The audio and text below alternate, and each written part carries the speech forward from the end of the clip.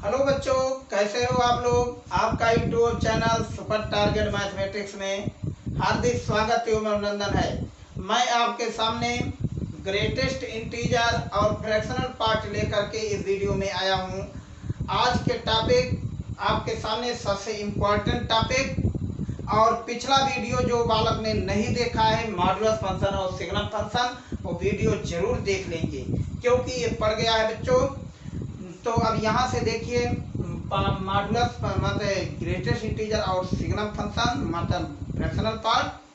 और यदि वीडियो आपको अच्छा लगे तो इसे शेयर जरूर कीजिए तथा ये सब्सक्राइब कर लीजिए जो बालक सब्सक्राइब नहीं किए हैं बेटा, और लाल कलर का जो सब्सक्राइब है उसे जरूर दबा दें अपना बटन। ठीक, तो अब यहाँ से दूसरी बात आपके सामने ग्रेटेस्ट इंटीजर। तो देखिए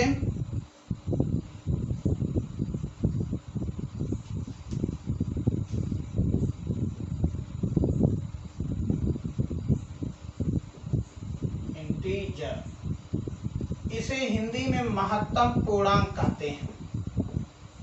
महत्तम पूर्णांक, महत्तम पूर्णांक। अब देखिए द्वारा परिभाषित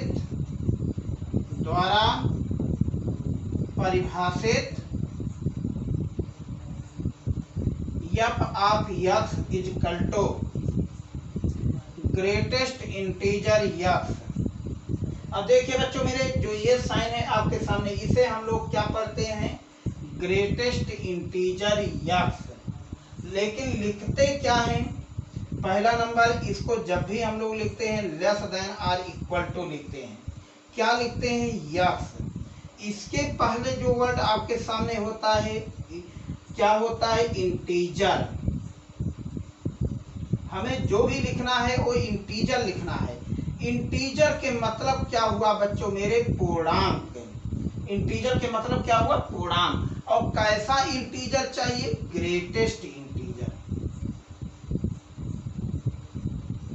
ग्रेटेस्ट इंटीजर। अब देखने वाली बात है ग्रेटेस्ट इंटीजर।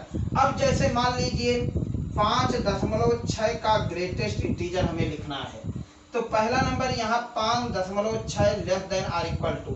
अब इसके सारे हम इंटीजर लिखेंगे, माने 5, 4, 3 dot dot dot dot infinite. तो अब इसमें हमें इंटीजर चाहिए, और कैसा इंटीजर, सबसे बड़ा इंटीजर माने महत्तम पूर्णांक। महत्तम पूर्णांक माने सबसे अधिकतम पूर्णांक क्या है, 5 है। तो अर्थात 5.6 का जो ग्रेटेस्ट इंटीजर हुआ वो क्या हुआ, 5 हुआ। इसी प्रकार बच्चों मेरे 3.2 का ग्रेटेस्ट इंटीजर देखें, तो अब यहाँ से 3.2 लिखें लेस देन और equal to 3, 2, 1 dot dot dot dot. अब देखिए अब इसका महत्तम जो पूर्णांक आपके सामने हुआ वो कितना हुआ बच्चों मेरे, 3 हुआ। अब देखिए इसी टॉपिक पे 3.99999 की बात हम करते हैं, ज्यादा नहीं। तो अब 3.99 का भी पूर्णांक जो हुआ वो 3 हुआ। अभी आपके सामने 5.999999 करते हैं बेटा मेरे, इसका जो महत्तम पूर्णांक हुआ वो 5 हुआ। जरा ध्यान से देखिए, यह हमारी बात आपके सामने 0-0.1 की बात होती है। अब इसके महत्तम पूर्णांक कितना होगा, मान लीजिए 0.12, तो इसका वैल्यू -1 होगा। क्यों माइनस होगा, 0 लेस देन और इक्वल टू 0 -1 2, इसके मतलब -1 -2 -3 डॉट डॉट डॉट डॉट। तो इसमें महत्तम पूर्णांक आपके सामने निगेटिव वाले अंक हुए। ठीक, तो अब देखिए ग्राफ की बात यदि मेरी आपके सामने होती है, रियल नंबर लाइन पे इसे प्रदर्शित करते हैं, तो देखिए 0 1 2 3 4 -1 -2 -3 -4 लिखा है 3.2।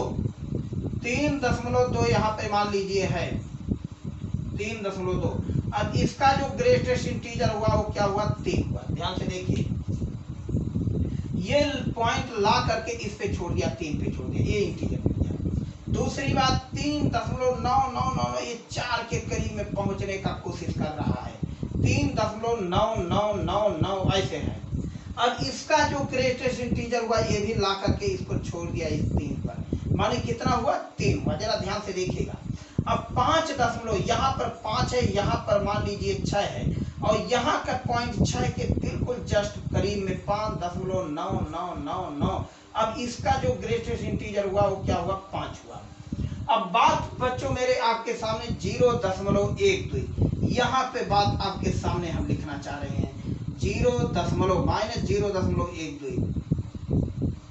तो इसका ग्रेटेस्ट इंटीजर -1 हुआ।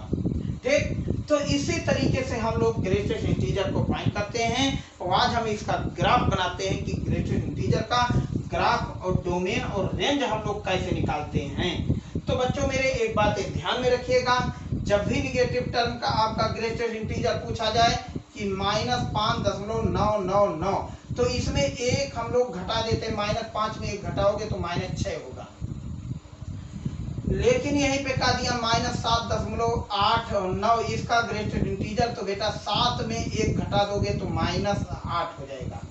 तो ये है आपके सामने ग्रेटेस्ट इंटीजर की पार्ट। तो अब इसके लिए हम लोग टेबल पे पहुंचते हैं और ग्राफ इसको देखते हैं।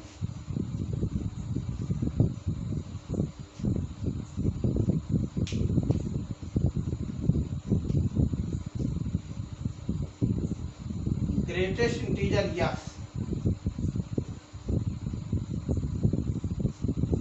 देखिए 0 लेस देन या equal to X less than 1, तो ग्रेटेस्ट इंटीजर हो जाएगा 0। क्यों ऐसी बात हुई, हम पूछ रहा हूं क्यों 0 हुआ। 0 less than or equal to 1 माने 1 नहीं होगा 1 के पहले। तो जैसे मान लीजिए ग्रेटेस्ट इंटीजर आपके सामने 0 हुआ, तो 0 पे वैल्यू 0, 0.1 पे वैल्यू 0, 0.9999 की वैल्यू आपके सामने 0 हो जाएगी। मतलब क्या कह रहा है कि 1 के पहले वाले अंक तक की वैल्यू क्या हो जाएगी 0 हो जाएगी। अब यही बात आपके सामने 1 less than or equal to X less than 2, तो बताओ ग्रेटेस्ट इंटीजर कितना हुआ 1। दूसरी बात 2 less than or equal to X less than 3, तो ये बताओ ये कितना हो जाएगा 2। अब यहीं से 3 less than or equal to X less than 4, तो ग्रेटेस्ट इंटीजर आपके सामने 3 हो गया। नेक्स्ट आपके सामने -1 less than X less than 0, अब इसकी वैल्यू कितना हो गया -1। -2 less than or equal to X less than -1, तो ग्रेटेस्ट इंटीजर आपके सामने -2 आ गया। तो इस तरीके से आपके सामने ग्रेटेस्ट इंटीजर निकल रहे हैं। अब हम लोग इसको ग्राफ के बेस से करते हैं, जरा ध्यान से देखिए। तो यहां से बच्चों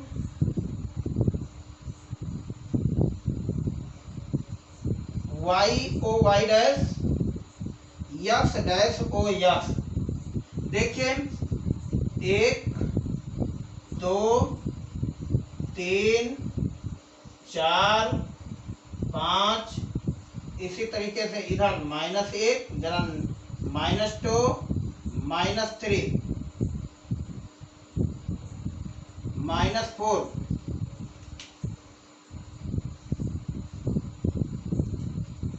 यहाँ पर 1 2 3 4, -1 -2 -3 -4।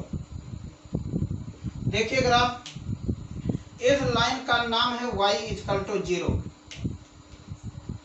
अब ग्राफ की बात आपके सामने, इस लाइन का नाम है बेटा मेरे, इसको नाप करके ही चलिएगा, y इक्वल टू 1। ध्यान से देखिएगा, डॉटेड लाइन, इसका ग्राफ इस लाइन का नाम है आपके सामने y इक्वल टू 2, इसका नाम है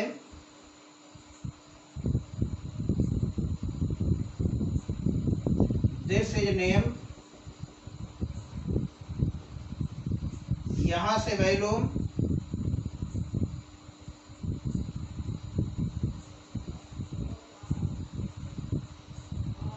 दिस इज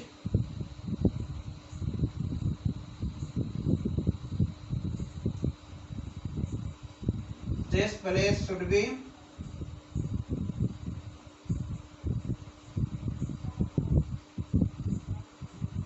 तो इस तरीके से हम एक लाइन ड्रा कर लेते हैं स्केल से। अब देखते हैं कह रहा है ग्राफ 0 लेस देन या लेस देन 1 तो y इक्वल टू 0 ये लाइन पे चलना है। तो ग्राफ आपके सामने यहां से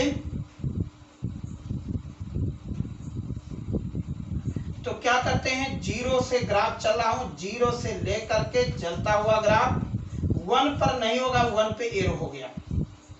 दूसरी बात आपके सामने कह रहा है x इक्वल टू 1 लेकिन 2 नहीं 1 तो y equal to 1, y equal to 1 की लाइन ये है, इसका नाम y इक्वल टू 1 है, y इक्वल टू 2 है, y इक्वल टू 3 है, y इक्वल टू 4 है। अब यहां से बच्चों मेरे तो ये क्या कह रहा है 2 से 3 तो ग्राफ आपके सामने 1 से 2 माने यहां पर ग्राफ आपके सामने जाएगा और जाते जाते लेकिन इस लाइन को टच नहीं करेगा, इस पॉइंट को। दूसरी माने इधर के ग्राफ अब आपके सामने नहीं रहेंगे, ये सब ग्राफ अब आपके सामने नहीं, केवल यही इतना ग्राफ है। दूसरी बात कर रहे हैं 2 less than or equal to X less than तो 2 की पॉइंट आपके सामने यहाँ पे पहुंच रहा है, यहाँ पे 2 है लेकिन जो ये आपके सामने 3 की लाइन है और ये ग्राफ इस 3 वाले पार्ट को आपको इंटरसेक्ट कर देगा। ध्यान से देखिए तो अब ये आपके सामने इधर का भी पॉइंट आपके सामने नहीं है। तीसरी बात आपके सामने 3 less than X less than तो ग्राफ आके यहाँ पे जाकर पहुंचा और ये 4 तो 3 से 4 तक ग्राफ गया, इस पे 4 पे नहीं और 4 से 5, 5 से 6। अब देखिए -1 लेस देन तो -1 के पॉइंट यहां से -1 से 0 पे जाके पहुंचा और ये ग्राफ आपके सामने -2 से -1 के पॉइंट पे और -3 से -2 के पॉइंट पर और इसी तरीके से आपका एक ग्राफ जाकर के इस पॉइंट से पहुंचा। तो अब देखते हैं बेटा मेरे इसके सबसे महत्वपूर्ण पार्ट है आपके सामने डोमेन और रेंज निकालना। तो डोमेन और रेंज की बात यदि करते हैं तो डोमेन देखिए अब इसका ग्रेटेस्ट इंटीजर का डोमेन बहुत पूछा जाता है बच्चों मेरे, डोमेन और रेंज क्या होगा। डोमेन अब यहां से देखिए डोमेन आप ग्रेटेस्ट इंटीजर यक्स ग्रेटेस्ट महत्तम पूर्णांक का डोमेन माने प्रांत क्या होगा। तो देखिए इस समय प्रांत यदि यहाँ पर -1 है तो यहाँ -0 नहीं है, यदि यहाँ 0 है तो यहाँ 1 नहीं है, यदि यहाँ 1 है तो यहाँ 2 माने एक दूसरे को यक्स जोड़ता जा रहा है, इसलिए इसका जो डोमेन हुआ वो रियल नंबर हो गया। क्या हुआ रियल नंबर। रियल नंबर को हम लोग हिंदी में कहते हैं वास्तविक संख्या। तीसरी बात आपके सामने बच्चों मेरे रेंज की बात होती है। रेंज पर देखिए इसके बीच में कोई ग्राफ नहीं, यहाँ पर ग्राफ कोई नहीं है, यहाँ पर ग्राफ कोई नहीं बेटा, इसके बीच में भी ग्राफ नहीं, इसके बीच में भी ग्राफ नहीं है। दूसरी बात जब यहाँ पे हम लोग रेंज लिखते हैं तो रेंज ऑफ फंक्शन में जो बनेगा माने परिसर जो होगा वो सेट ऑफ इंटीजर होगा। क्या होगा सेट ऑफ इंटीजर माने पूर्णांकों का समुच्चय, पूर्णांकों का समुच्चय।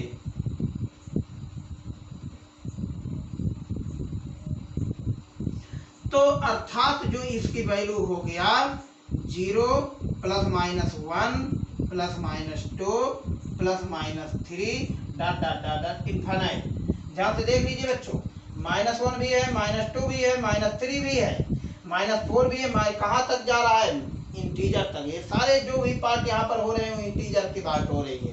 इसलिए महत्तम पूर्णांक की रेंज जो हो गया पूर्णांकों का समुच्चय है जिसका वैल्यू हम डिनोट में ये कर सकते हैं। ठीक तो बच्चों मेरे ये है आपके सामने डोमेन और रेंज, लेकिन यहाँ पर बच्चों मेरे लिमिट आपका एग्जिस्ट नहीं करेगा।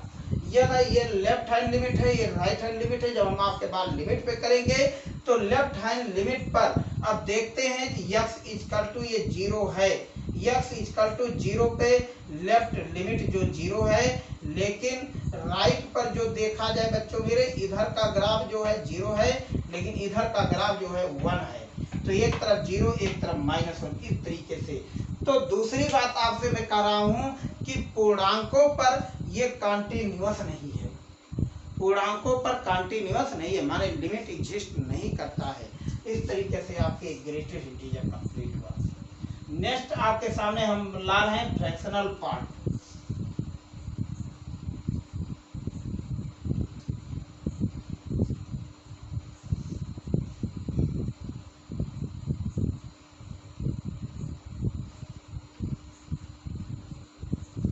Fractional part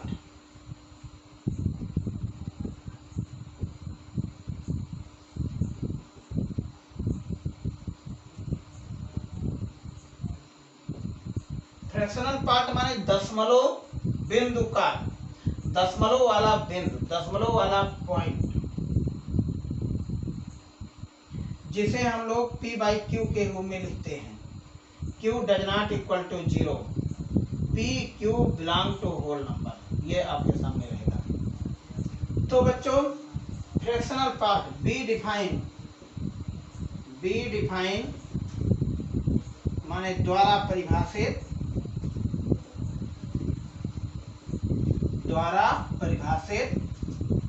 f of x equal to, fractional part को हमेशा करली ब्रैकेट में लिखते हैं, करली ब्रैकेट में x। अब इसका मतलब है करली जो ब्रैकेट में x होता है ये बेटा मेरे 0 से बड़ा होता है, ध्यान में रखिएगा, वो 1 से छोटा है। हमेशा जो दशमलव का पॉइंट होता है वो 0 से बड़ा, वो 1 से छोटा होता है, ये ध्यान में रखिएगा, हमेशा ये बेसिक ट्रुथ है। तो हमेशा ये पार्ट आपको ध्यान में रखना होगा कि फ्रैक्शनल पार्ट जो होगा 0 से बड़ा है लेकिन 1 से छोटा है। अब जैसे मान लीजिए आपके सामने 5.6 है, अब इसमें इंटीजर और फ्रैक्शनल हमें निकालना है, माने दशमलव वाला पार्ट और पूर्णांकों का पार्ट हमें लिखना है। तो बताओ इसको कैसे लिखते हैं, 5 + 0.6। अब भैया बताओ क्या करेंगे, 5 को क्या लिखोगे, ग्रेटेस्ट इंटीजर 5.6, ध्यान से देखा, और ये जो 0.6 है, 0.6 देखो बेटा 0.6 1 से छोटा है लेकिन 0 से बड़ा है। देख लीजिए सारी पार्ट आपके सामने, जो ये डेफिनेशन में हमने आपके सामने लिखा आपके सामने। तो बच्चों मेरे अब इसे हम लोग क्या कहते हैं, ये पार्ट आपके सामने 0.6 को बहुल लिख सकते हो 6/10, जो ये भिन्न के रूप में हो गया, p/q के रूप में हो गया। अब यहाँ से वैल्यू आपके सामने, इसको यदि मान लीजिए 5.6 है, 5.6 को थोड़ी देर के लिए x माने और इसको वैल्यू को ग्रेटेस्ट इंटीजर x और इसको हम लोग फ्रैक्शनल पार्ट x।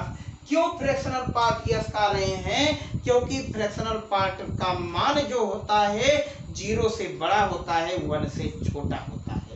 ये पार्ट आपके सामने हुआ।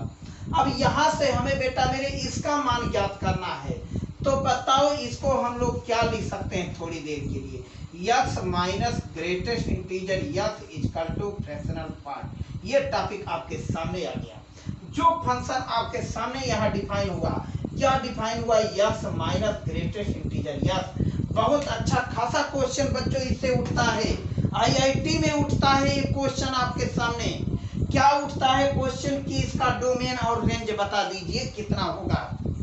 यहाँ से बच्चों मेरे आपके सामने एक क्वेश्चन आपके सामने IIT में इसका डोमेन और रेंज जरूर पूछा जाता है। तो अब देखिए फ्रैक्शनल पार्ट तो अब आप लोग को भाई पता ही चल गया होगा कि जो हमें इंटीजर का पार्ट लेना है, फ्रैक्शनल का पार्ट लेना है। तो अब इसको कैसे लिखते हैं, यहाँ से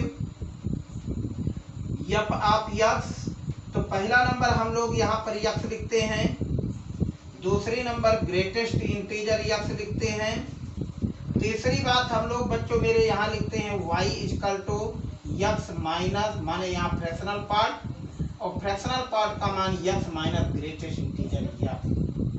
तो x में से ग्रेटेस्ट इंटीजर x को घटा देते हैं तो हमें जो वैल्यू प्राप्त होती है वो फ्रैक्शनल पार्ट प्राप्त हो जाता है। तो अब यहाँ से देखिए सारी बात आपके सामने। तो क्या लिखते हैं, 0 less than or equal to x less than 1। तो बताओ ग्रेटेस्ट इंटीजर 0, इसके मतलब क्या हो गया, y बराबर x माइनस 0, माने x आ गया। तो दूसरी बात 1 less than or equal to x less than 2। तो बताओ इसका फ्रैक्शनल पार्ट कितना हो गया, 1। तो यहाँ से y equal to x minus 1। देखो x minus fractional greatest integer की वैल्यू 1 हुई। अब यहीं से 2 less than or equal to x less than 3। तो बताओ ग्रेटेस्ट इंटीजर 2 हो जाएगा, तो y equal to x minus 2। 0, अब यहाँ से -1 less than x less than 0। तो बताओ इसकी वैल्यू -1, तो y equal to x plus 1 हो जाएगा। -2 less than x less than -1। तो बताओ यहाँ पर -2, तो y equal to x plus 2 हो जाएगा। ये है आपके सामने ग्रेटेस्ट इंटीजर x। तो अब हम लोग इसको कैसे ग्राफ पे निरूपित करते हैं, अब ये देखिए आपके सामने।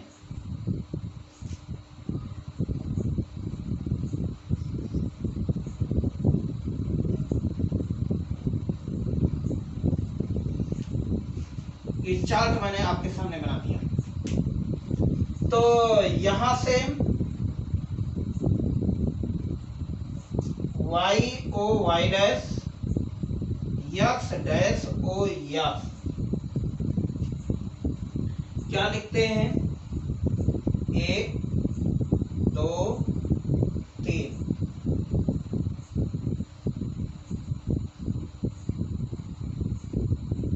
-1 -2 -3, 1 2 3, -1 -2 -3। पहला नंबर हमें y इक्वल टू x की लाइन बनानी होगी। y इक्वल टू x की लाइन बनाने लिए आपके सामने y इक्वल टू 1, ये आपके सामने 1 पर 1, 2 पर 2 यूनिट, 3 पर 3 यूनिट। ये है आपके सामने जो ग्राफ बन रहा है y इक्वल टू 1 की लाइन है, y इक्वल टू x की लाइन है, सॉरी। दूसरी ग्राफ आपके सामने बेटा बनाना है y equal to x minus 1। तो ये ग्राफ बनाते समय हम लोग एक बार x इक्वल टू 0 करते हैं तो y इक्वल टू -1 हो जाएगा, और y इक्वल टू 0 करते हैं तो x इक्वल टू 1, माने इसके समांतर आपके सामने ग्राफ बनेगा। देखिए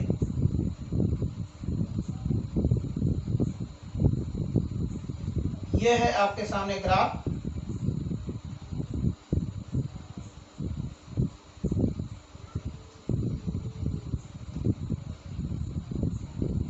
इस ग्राफ का नाम है y equal to x minus 1। दूसरी बात आपके सामने y equal to x minus 2। तो -2 को यहां से भिड़ा दीजिए,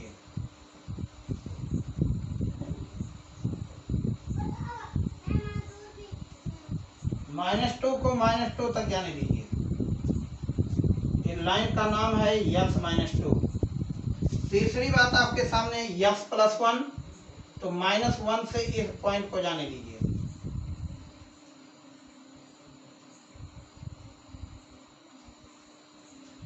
और तो बच्चों अभी यहीं से हम ग्राफ आपके सामने बना देता हूं।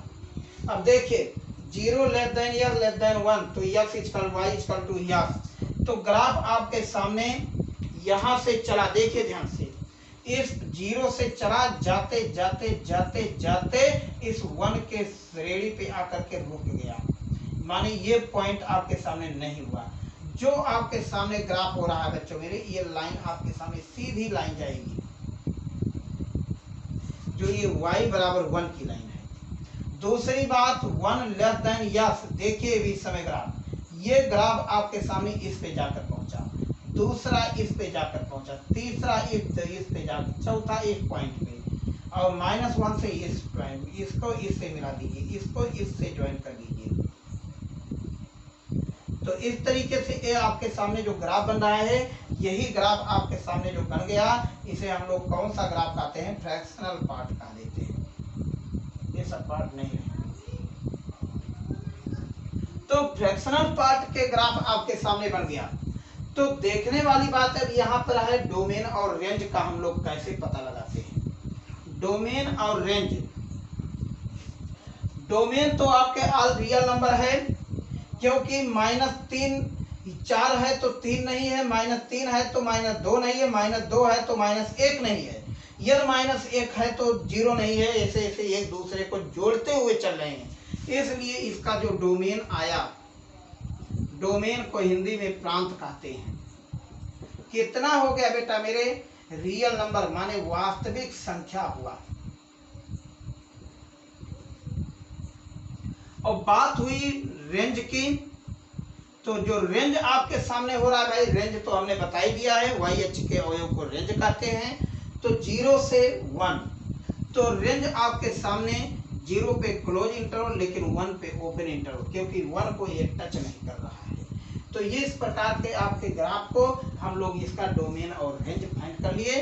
तो बच्चों इसी के साथ एक क्लास आपके सामने एंड होता है। नेक्स्ट क्लास में फिर आपके सामने मिलेंगे, तब तक के लिए धन्यवाद।